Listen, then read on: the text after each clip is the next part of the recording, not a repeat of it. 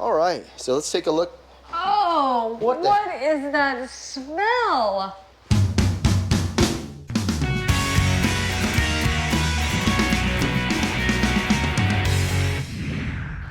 Folks, welcome back Welcome to back. another episode of Ranch Rehab. With that being said, she's trying to hypnotize me with a... It's a butterfly bush. Yeah. Oh, sorry, I was hypnotized. We've got some great news for you.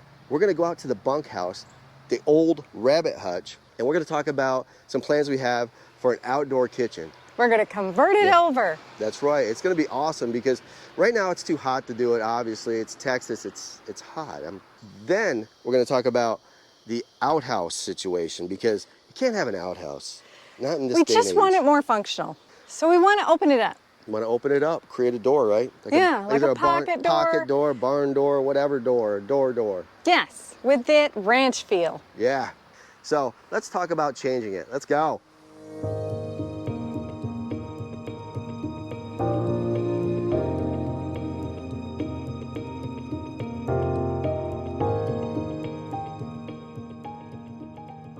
Okay, folks, so the plan is to create a little bit more function and space for this rabbit hut conversion to rental.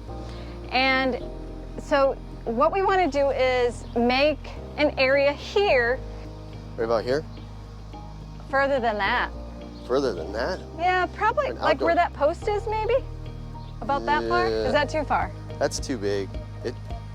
Right here. Well, we're just gonna come all the way front, so we're gonna have a nice L shape, right? We have to fix I don't know, what do you guys think? I think it's a great idea. Should we go with the L shape, or should you just go to right here? We have to go around, and the reason... You want it to connect? Well, the reason we want it to is we want this to be sort of the grilling and eating, and then this to be maybe just seating. See? Additional seating? Well, I was kind of thinking too that we would have like a table right here with some bar stools. Yes, right? I mean... And then the cooking area, what could be here? What do you think? Yes, I like that. So the cooking area in the back. I mean, yeah, cooking area in back is good. You could even have like a small picnic table sort of thing, or a table with chairs. Or benches, right, with a table. And then have the table here with some bar stools, you know?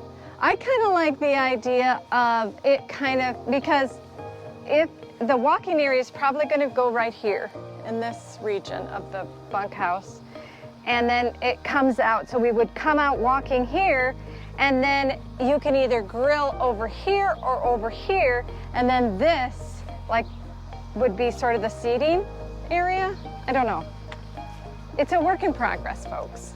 And in this box right here, what we do is we just box it off, right? We box it off, and obviously we make it so you can get to it, but it needs to be boxed off and look like everything else. I think we should change the color of this building. I mean, I'm thinking... Possibly. Oh, come on, Jetty. Possibly. It'll be great. Maybe. Possibly. I don't know. I mean, what do you guys think? What color would you paint the rabbit hut, AKA bunkhouse? Would you change the color, or would you keep it white? If you had to change the color, what would you change it to? I'd probably change it to I'd reverse the colors. You'd reverse them? Like the teal chair right there and the teal trim on the windows. Mm-hmm. We do a real pale light teal, and then we do trim in white. So maybe white along.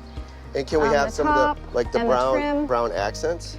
I love keeping those old orangey rustic beams that are there. And so that orange and that real light teal is a really good complement. So basically, we would keep these nice, they almost have this orangey look to them, but they're really rustic and beautiful. And then, so we would reverse this, and we would do a white trim, and we would do a light teal building. So what happened was, I took a ride into town the other day, and I noticed there was a house that had been restored, and it looked beautiful. It was like a real light green, and it had white trim, and then it had like a raspberry color accent.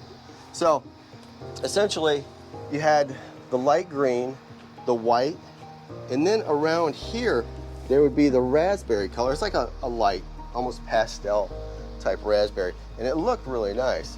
And that's what I was saying.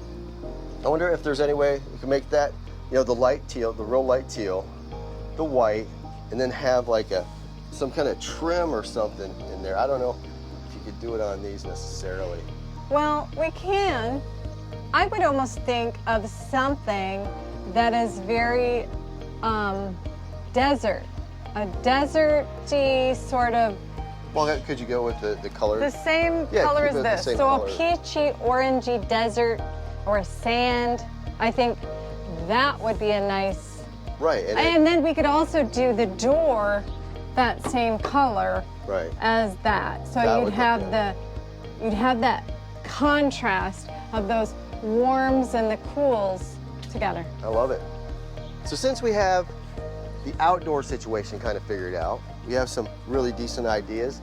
Now let's get to the bathroom, the outhouse. Let's take a look. Let's go take a look at the outhouse, folks.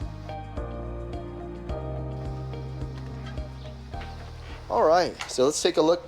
Oh, What what is that smell? Oh my word. You gotta be kidding me. There's mold everywhere. Oh my gosh, you gotta be kidding me.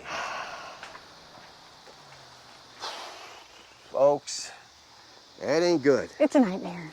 All that mold in there is just terrible. It's black, it's nasty, it's no good. And what caused the mold is we had a freeze in February. It was like catastrophic. It was a disaster. It was completely it was like 3 storms. Yeah, and what happened was there was power outages. People's pipes burst. You couldn't even drive on the roads. It was just glare ice. It was horrible. And people died in this Right. storms. But what happened is we must have had some leaky burst pipes inside the bunkhouse. Yes, a lot of them. And they were fixed temporarily. Yeah, but now we went in there and just right off the bat, the mold, the smell of mold just hits you in the face. Like big time. You know, we had to basically run out of there because you can't breathe in mold. You're not supposed to breathe in mold. No. No, it's not good at all. No. So we had that smell right off the bat, which, like I said, hit you in the face. And then once we rounded the corner, we could see all the mold on the wall behind the toilet. And the shower, and then the in-between wall. So there's you know, a lot of renos that's going to have to happen before we can even start with our new project design. And that's the thing. Sometimes when you get into these DIY projects, there's going to be other situations that you'll run across that will slow you down, get in the way, halt your progress. We're going to have to pull out the toilet, we're going to have to pull off the walls, we have to pull out the shower, all that.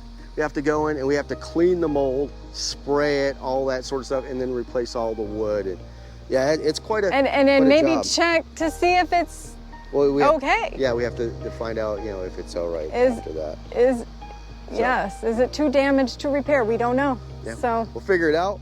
But, stay tuned. And the thing is, it's horrible. It sucks. It's terrible. Yes. That's just how it is. Yes. And you know what? It gives us another project. So keep your chin up, folks. Keep your We'll chin be up. back for more, disaster or not. That's right. We'll see you guys later.